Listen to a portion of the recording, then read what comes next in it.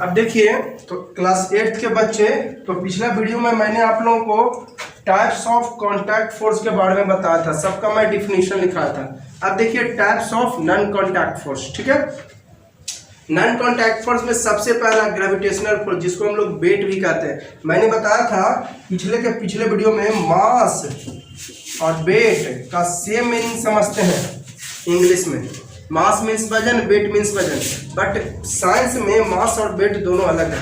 मास को केजी में मेजर किया जाता है, इसको न्यूटन में, दोनों अलग है, मास और वेट अलग है, ठीक है।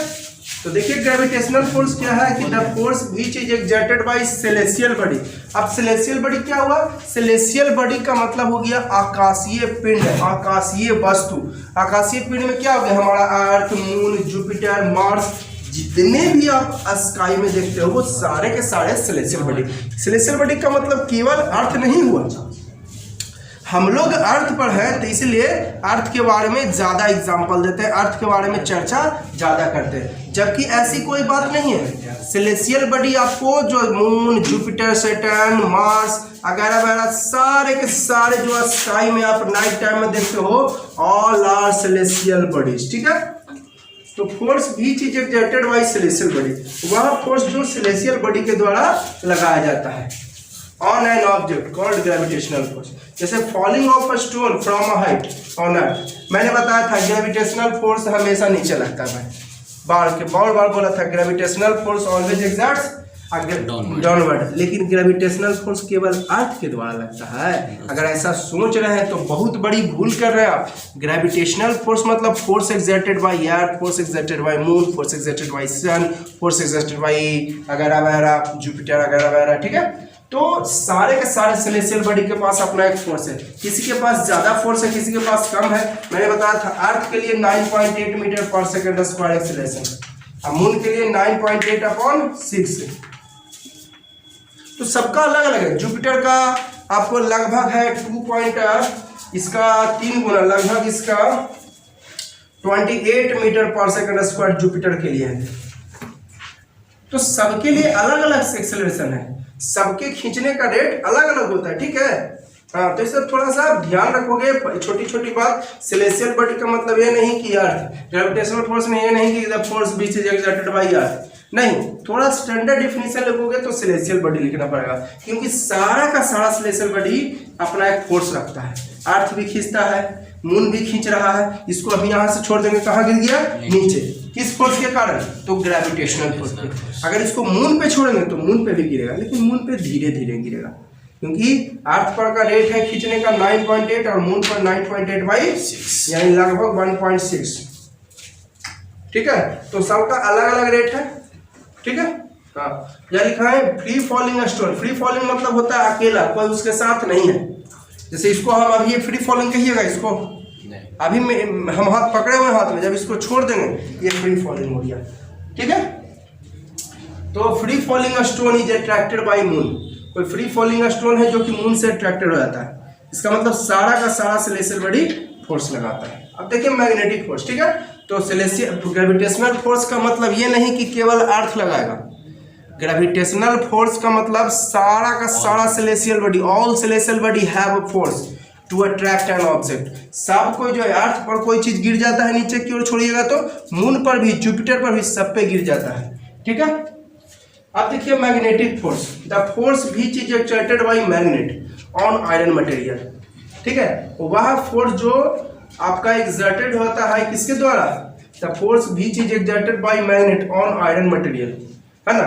लोहा के पार्टी जैसे देखते हैं मैग्नेट किसी चीज को खींचे, दूर ही से खींच लेता है, इसलिए तो नॉन कॉन्टैक्ट फोर्स के हैं। नॉन कॉन्टैक्ट फोर्स जो the which is attracted from a distance, जो दूर से ही खींच लेता है किसी चीज को, वो होती है आपका मैग्नेटिक फोर्स। तो वही magnetic force, the force which is exerted by magnet, किस पर? तो on iron material called magnetic force. जैसे attraction of iron particles by a magnet, attraction of iron, लोहा के कांटे रखिएगा, मैग्नेट खींच लेगा ना, तो ये हो गया आपका मैग्नेटिक फोर्स हो गया, ठीक है। तो मैग्नेटिक फोर्स आप लोग समझ गए। एक वर्ड में आप लोग को और बता देता हूं, मैग्नेटिक मटेरियल, है ना। एक वर्ड में आप लोगों को बता देता हूं मैग्नेटिक मटेरियल, ठीक है। मैग्नेटिक मटेरियल क्या हुआ, तो 3 को मैग्नेटिक मटेरियल है हुआ। जैसे आयरन अट्रैक्टेड हो जाता है ना मैग्नेट से, उसी तरह कोबाल्ट निकल भी अट्रैक्टेड हो जाता है मैग्नेट से, है ना। द मटेरियल या the matter which is attracted by a magnet is called magnetic material. जैसे देख लीजिए मैग्नेटिक मटेरियल में आपका क्या क्या, आयरन है, Fe होता है सिंबल, कोबाल्ट है, CO होता है कैपिटल C स्मॉल ओ, और निकेल है, 3 गो है। अब इसको मैं ETC नहीं लिखूंगा क्योंकि 3 ही मैग्नेटिक मटेरियल है ना। Magnetic material which is attracted by magnet, जो मैग्नेट से अट्रैक्टेड होता है, कॉल्ड मैग्नेटिक मटेरियल। जैसे आयरन हो गया, कोबाल्ट हो गया, CO, ETC नहीं लिख रहा क्योंकि 3 ही मैग्नेटिक मटेरियल है, ठीक है।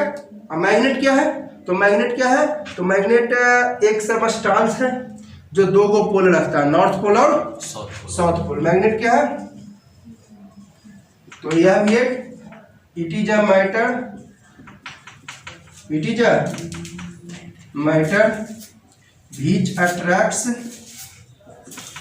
अट्रैक्ट्स मैग्नेटिक मटेरियल, जो मैग्नेटिक मटेरियल को आकर्षित करता है। Which attracts magnetic material is called magnet. तो मैग्नेटिक मटेरियल समझ गए आप लोग। 2 गो पोल होता है, ये देखिए, एक नॉर्थ पोल होता है और एक तो साउथ पोल। सब लोग जानते हैं कि नॉर्थ रहेगा तो रिपल्सन, और नॉर्थ साउथ में रहेगा तो अट्रैक्शन, ठीक है। नॉर्थ में क्या होता है, रिपल्सन मतलब दूर भागो। रिपल्सन का मतलब होता है कि दूर भागो। देखिए जरा सा, अट्रैक्शन होता है इन अपोजिट पोल्स, एगो प्लस एगो attraction in opposite poles in magnets. Attraction मतलब पास आना, और रिपल्सन मतलब दूर हटना। In same poles in magnet, देखिएगा, इन नॉर्थ पोल और साउथ पोल। यह देखिए, ये कहेगा आओ रुको, ये होगा अट्रैक्शन, ठीक है। अभी देखिए नॉर्थ साउथ, अब क्या होगा, भागो दूर भागो, हमसे भाग जाओ, पास नहीं रहो। तो सेम पोल रहेगा तो रिपल्सन होगा, एगो प्लस एगो माइनस रहेगा तभी ना काम होता है जी। तो उसी तरह एगो प्लस पोल हो गया तो ये माइनस हो गया, तो ये अपोजिट है तो अट्रैक्शन है, ये सेम पोल है तो रिपल्सन, ठीक है। आप जरा देखिए इलेक्ट्रोस्टैटिक फोर्स में आते हैं। इलेक्ट्रोस्टैटिक, इसके बाद थोड़ा सा उधर लिख लीजिएगा भी आप लोग। इलेक्ट्रोस्टैटिक फोर्स, लैंग्वेज से ही पता चल रहा है इलेक्ट्रिसिटी, इसमें लैंग्वेज से ही पता चल रहा है इलेक्ट्रिसिटी। तो electrostatic force, the force which is exerted bye rubbing between objects, वह फोर्स जो एक्सर्टेड होता है, लगता है रबिंग बिटवीन 2 ऑब्जेक्ट, 2 ऑब्जेक्ट को रगड़ने से, जैसे कंघी करते हैं आप लोग ना, तो भी इलेक्ट्रोस्टैटिक फोर्स चार्ज प्रोड्यूस होती है, ठीक है। वह फोर्स जो exerted by rubbing between 2 particles bye transfer of electrons called electrostatic force, है ना। वह फोर्स जो लगता है रबिंग बिटवीन 2 ऑब्जेक्ट्स, 2 ऑब्जेक्ट के बीच रगड़ने से। 2 ऑब्जेक्ट, जैसे आप कंघी करते हो तो रगड़ हो रहा है बाल में और काउंड में, बाल में और। तो अब कंघी को रगड़ने के बाद क्या देखते हो ना कि स्मॉल पीसेस ऑफ पेपर को वो क्या कर रही है, अट्रैक्ट कर रही है। इसका मतलब हुआ कि आपका क्या, इसका मतलब हुआ कि वो स्मॉल पीसेस ऑफ पेपर को अगर वो अट्रैक्ट कर रही है, इसका मतलब वो चार्ज हो गया। पहले से नहीं स्मॉल पीसेस ऑफ पेपर को अट्रैक्ट कर रहा था, जब कंघी किए ना उसके बाद क्या देखें कि वो स्मॉल पीसेस ऑफ पेपर को अट्रैक्ट कर रही है ना। कंघी करने के यानी रगड़ने के बाद चार्ज हुआ कि रगड़ने के पहले, रगड़ने के रबिंग मतलब होता है रगड़ना बउआ, रबिंग मीन्स रगड़ना। वो मेला में देह रगड़ाता है, जे नहीं, ओड़ो से चार्ज होगा, वही वाला इलेक्ट्रोस्टैटिक फोर्स होगा। जो मेला में देह रगड़ते हैं ना, वो वाला भी इलेक्ट्रोस्टैटिक फोर्स हो जाएगा, है ना। जब दो बॉडी, कोई भी बॉडी मेला में जो एक दूसरे से रगड़ खा रहे हैं, तो उसमें भी इलेक्ट्रोस्टैटिक फोर्स होगा। वो भी स्मॉल पीसेस ऑफ पेपर को अट्रैक्ट कर ले, देह रगड़े मेला में, देखिएगा कागज के टुकड़ा रखिए, देही आपको खींच लेगा। देह रगड़े, कागज के टुकड़ा रखिए, खींच लेगा। हाँ, तो ठीक है। The force which is exerted bye rubbing, वह फोर्स जो रगड़ने से, दो ऑब्जेक्ट के बीच रगड़ने से प्रोड्यूस होती है, by transfer of electrons, electrons के ट्रांसफर से, कॉल्ड इलेक्ट्रोस्टैटिक। जैसे rubbing between comb and hair लिखे, है ना। Attraction of a small pieces of paper, कैसे कहिएगा कि बड़ी फोर्स लगा रहा है? पहले कंघी खींच रहा था? नहीं। पहले कंघी खींच रहा था? नहीं। कंघी रगड़ने के बाद खींचने लगा, इसका मतलब उसके पास फोर्स आ गया। पहले कंघी नहीं खींच रहा था, लेकिन अब रगड़ने के बाद यानी फोर्स आ गया। ठीक है, तो यही हो गया आपका इलेक्ट्रोस्टैटिक फोर्स। क्लियर हो गया इलेक्ट्रोस्टैटिक फोर्स। इलेक्ट्रोस्टैटिक फोर्स कब? After rubbing, before rubbing? After. वह फोर्स जो एक्सर्टेड होता है रबिंग बिटवीन टू ऑब्जेक्ट, दो ऑब्जेक्ट के बीच रगड़ने से, है ना, उसको बोलते हैं इलेक्ट्रोस्टैटिक फोर्स। ठीक है, क्लियर है। जैसे रबिंग बिटवीन कॉम और कंघी को हेयर को रगड़ते हैं तो कंघैया खींचे लगता है, तो हो गया इलेक्ट्रोस्टैटिक। ठीक है ना। अब देखिएगा न्यूक्लियर फोर्स। न्यूक्लियर फोर्स देखिए, आप लोग पढ़े होंगे कि एटम में प्रोटॉन न्यूट्रॉन होते हैं न्यूक्लियस में, एटम के पहले भी बताए हैं। और इलेक्ट्रॉन क्या करता है? चक्कर लगाते रहता है इसका, ताकि इसका प्लस चार्ज है, इसका तो प्लस माइनस में आजकल क्या चल रहा है? दोस्ती की दुश्मनी। प्लस माइनस में एगो तार प्लस में लगाइए, दूसरा तार माइनस में लगाइए, तो दोस्ती निभाएगा कि दुश्मनी? बल्ब जलेगा कि नहीं जलेगा? तो दोस्ती ना जी, प्लस माइनस में आजकल दोस्ती चल रहा है जी। इलेक्ट्रिसिटी में प्लस माइनस में दोस्ती चल रहा है। इलेक्ट्रिसिटी में प्लस और माइनस में आजकल दोस्ती चल रही है। ठीक है, तो प्रोटॉन, ध्यान दीजिएगा, प्रोटॉन न्यूट्रॉन है, इलेक्ट्रॉन चक्कर लगा रहा है। अब आप सोचते हो सर आखिर क्या है कि प्रोटॉन न्यूट्रॉन न्यूक्लियस में ही है? तो देखिए, एक फोर्स लगता है बाबू, प्रोटॉन और न्यूट्रॉन के बीच फोर्स लगता है। उसी फोर्स के कारण जो है दोनों न्यूक्लियस में स्थिर रहते हैं। अगर इसके पास फोर्स नहीं होता तो प्रोटॉन कहीं और भाग जाता, तो न्यूट्रॉन कहीं और भाग जाता। प्रोटॉन भागता दिल्ली, तो न्यूट्रॉन भागता क्या नाम है, मद्रास, है ना। प्रोटॉन दिल्ली भागता तो मद्रास भाग जाता। तो ये वही लिखा है कि the force which is exerted bye proton and neutron, वह फोर्स, क्योंकि न्यूक्लियर फोर्स में प्रोटॉन होते हैं और अब कहें सर इसमें प्रोटॉन न्यूट्रॉन की चर्चा कहाँ की? इलेक्ट्रॉन क्यों गायब कर दिया? मैं बात कर रहा हूँ कौन फोर्स? Nuclear force. तो न्यूक्लियर फोर्स में कौन कौन है? Proton neutron. तो इलेक्ट्रॉन की क्यों बात करोगे, है ना? इलेक्ट्रॉन की बात करोगे? एकदम बात मत करो। बात कर रहे हैं हम न्यूक्लियर फोर्स, बात कर रहे हैं न्यूक्लियर फोर्स। तो न्यूक्लियस में क्या क्या है? Proton neutron. बात करें न्यूक्लियर फोर्स में प्रोटॉन न्यूट्रॉन के, इलेक्ट्रॉन के भी प्रोटॉन न्यूट्रॉन। हाँ, इसलिए मैं बोल रहा हूँ the force which is exerted bye proton and neutron inside the nucleus, nucleus के अंदर कॉल्ड न्यूक्लियर फोर्स। जाना, न्यूक्लियस के अंदर इज कॉल्ड न्यूक्लियर फोर्स। ठीक है, एग्जाम्पल लिखें, attraction of proton neutron in the sodium atom, attraction of proton neutron in hydrogen atom, है ना। ये सब हो गया कौन force?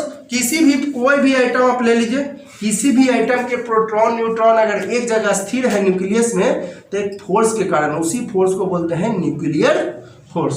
The force which is exerted bye proton neutron, क्योंकि इसमें प्रोटॉन न्यूट्रॉन है न्यूक्लियस में, अंदर न्यूक्लियस के अंदर, कॉल्ड न्यूक्लियर फोर्स।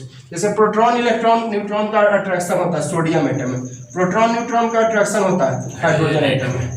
ये हो गई आपका न्यूक्लियर फोर्स। और न्यूक्लियर फोर्स के कारण ही proton neutron of atom are intact, intact मतलब जुड़े हुए। न्यूक्लियर फोर्स के कारण ही प्रोटॉन न्यूट्रॉन क्या है? इंटैक्ट है। इंटैक्ट मतलब जुड़े हुए हैं। ठीक है, किस फोर्स के कारण?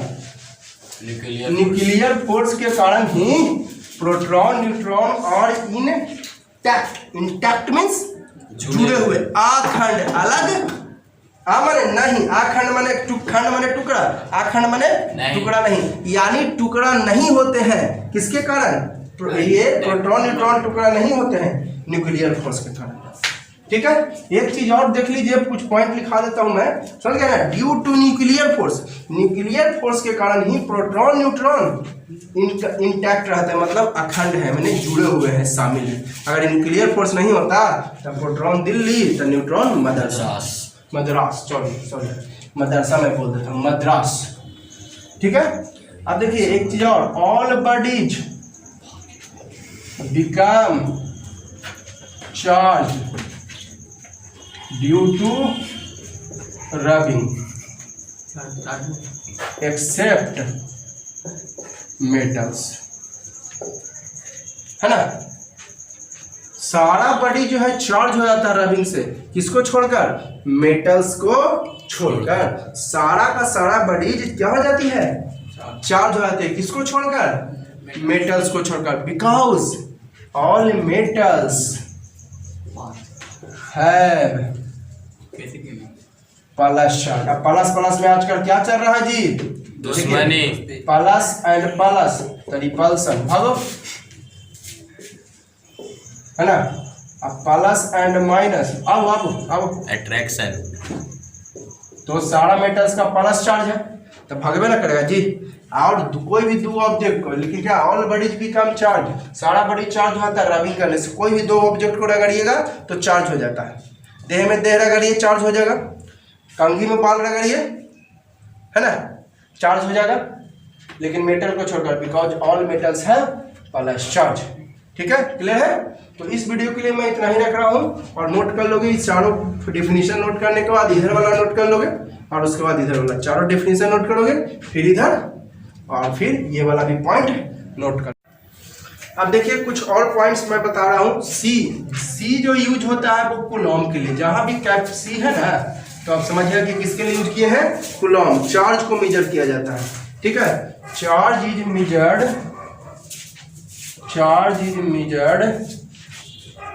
इन कूलॉम, और कूलॉम का सिंबल होता है सी, है ना।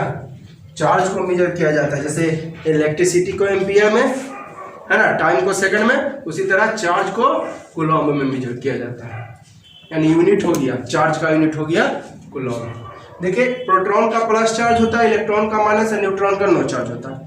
इसमें जो प्रोटॉन है, ये देखिए न्यूक्लियस हुआ।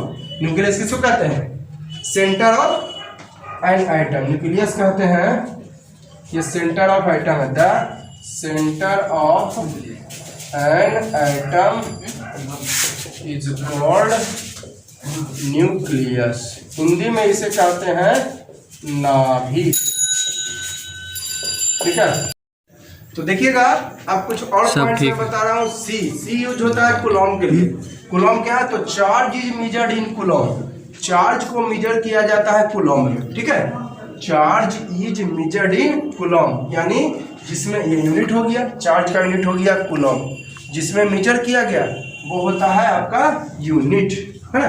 तो चार्ज को मेजर किया जाता है in coulomb, charge is measured in coulomb, यानी चार्ज का यूनिट हो गया कूलॉम। न्यूक्लियस क्या हुआ? Centre of atom. ये देखिए न्यूक्लियस हुआ, ये एटम का सेंटर जो है यही न्यूक्लियस कहलाता है, the centre of atom called nucleus. Orbit किसको कहते हैं? कि देखिए इलेक्ट्रॉन्स जो है ना एक सर्कुलर पाथ में मूव करता है, इसी सर्कुलर पाथ को हम लोग बोलते हैं orbit. Electrons move in the circular path in an atom is called, this path is called orbit. ठीक है, ऑर्बिट समझ गए। न्यूक्लियस क्या हुआ? सेंटर ऑफ एटम, जिसमें प्रोटॉन और न्यूट्रॉन है, सेंटर ऑफ एटम जिसमें प्रोटॉन और न्यूट्रॉन है, कॉल्ड न्यूक्लियस। और इलेक्ट्रॉन ऑर्बिट है ना, दस electrons move in a circular path, this circular path called orbit. इसी सर्कुलर पाथ को हम लोग क्या बोलते हैं? ऑर्बिट बोलते हैं। ठीक है, ईच आइटम पर, सारा का सारा आइटम इलेक्ट्रिकली न्यूट्रल होता है। देखिए ईच आइटम यानी सारा का सारा आइटम इलेक्ट्रिकली न्यूट्रल होता है due to presence of equal number of electrons and proton, है ना। किसके कारण?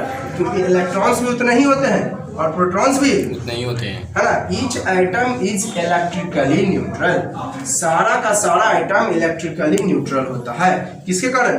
Due to presence of equal number of electrons and protons, due to presence of equal number of electrons and due to presence of equal number of electrons and protons. हाँ ठीक है,